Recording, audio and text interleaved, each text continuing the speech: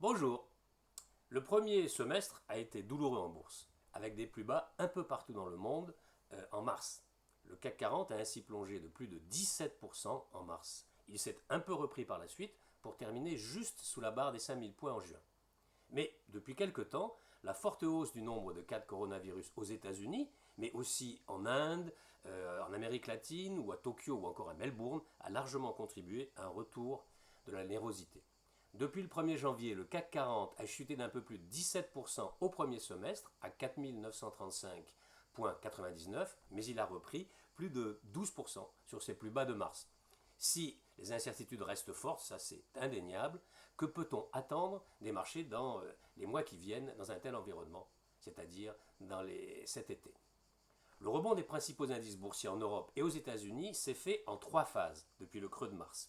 Une phase initiale impulsée par les premières mesures d'ampleur des banques centrales, une phase de consolidation de plusieurs semaines, puis une nouvelle phase de hausse sensible après les premières annonces d'un plan de relance en Europe. Puis la volatilité s'est de nouveau invitée sur les marchés. Le VIX qui était passé de 85 en mars est revenu à seulement 24 au début juin. Mais cela dit, en ce moment, un certain regain de volatilité est apparu avec la reprise des tensions marquées entre les États-Unis et la Chine et des doutes sur la vitesse de reprise économique, en particulier aux États-Unis.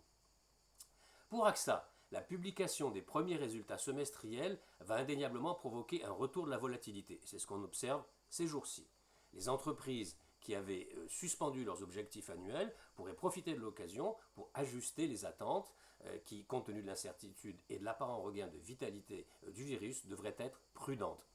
Tout cela sera donc scruté de près par vous, par les boursiers. Du coup, pour Gilles Guibou, responsable des actions européennes chez AXA IM, et bien pour M. Guibou, le potentiel à court terme, pour les semaines à venir, est très limité. Guillemets, la valorisation des marchés actions, maintenant bien supérieure à ce qu'elle était au début 2020, ne laisse que peu de place à la déception et ne s'explique que par les politiques monétaires accommodantes de plus en plus contestées.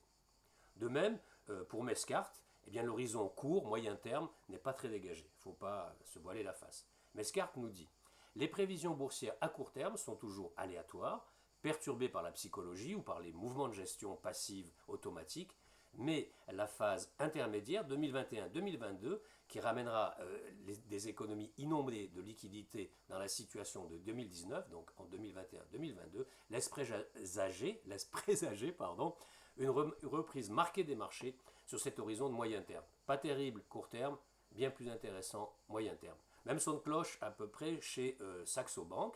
Peter Garnery, qui est le directeur de la gestion action, explique ainsi: les marchés restent fragiles à l'entame du troisième trimestre. L'indice VIX laisse entrevoir un été très volatilité cet été. Les résultats du deuxième trimestre permettront de mesurer les dégâts réels pour les entreprises et pourraient nous donner une idée de ce qui nous attend.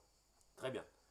Voilà pour le assez court terme. Pour un peu plus long terme, qu'est-ce qu'on peut espérer? Eh bien, pour BlackRock, les investisseurs doivent revoir leur stratégie d'allocation d'actifs autour de trois thèmes majeurs, trois thèmes d'investissement. 1. Reprise de l'activité. BlackRock adopte une position modérément pro-risque en surpondérant les obligations d'entreprise et en surpondérant les actions européennes. 2. Révolution macroéconomique. Le flou maintenant entretenu entre politique monétaire et politique budgétaire pourrait faire grimper le risque d'inflation. Du coup, les obligations indexées sur l'inflation sont privilégiées. 3. Recherche de véritable résilience. BlackRock privilégie les actifs durables, les marchés privés et une diversification axée sur les pays avec un biais de qualité. Pour Vincent Genzi, qui est stratège chez Cholet-Dupont, tout semblerait indiquer que la récession mondiale la plus intense depuis 1929 sera probablement la plus courte. C'est la bonne nouvelle. Cependant, la reprise reste fragile et les facteurs qui la menacent sont multiples. Genzi recommande donc une allocation d'actifs pour un fonds patrimonial équilibré avec une nouvelle hausse du poids des actions. Un petit peu de pondération plus forte sur les actions chez Cholet-Dupont. À la Banque Postale, voilà ce que nous disent les analystes: mieux vaut suivre les courants de la croissance pour éviter les écueils de l'épidémie et de la politique. LBPAM table pour les mois à venir sur un certain attentisme, sans doute un peu plus côté action que côté crédit. Enfin, je vous donne une autre indication que j'ai recueillie chez CPR, qui croit en un rebond de fin d'année, rebond pour la fin de l'année. L'extension de l'épidémie au monde entier et la multiplication des mesures de confinement ont entraîné une récession mondiale. Les mesures massives et coordonnées de l'ensemble des gouvernements et banques centrales permettent d'envisager un rebond de l'activité au dernier trimestre 2020. D'ailleurs, dans son scénario central, CPR, c'est scénario central sur 3 mois, donc d'ici septembre, CPR attend des actions aux États-Unis qui pourraient gagner 2,5%, au Japon 2,5% aussi, et peut-être un peu plus en zone euro, plus 7,5%. Voilà une note positive sur laquelle je conclus. Je vous souhaite comme toujours de bons trades et vous dis à bientôt pour de nouvelles news du chalet.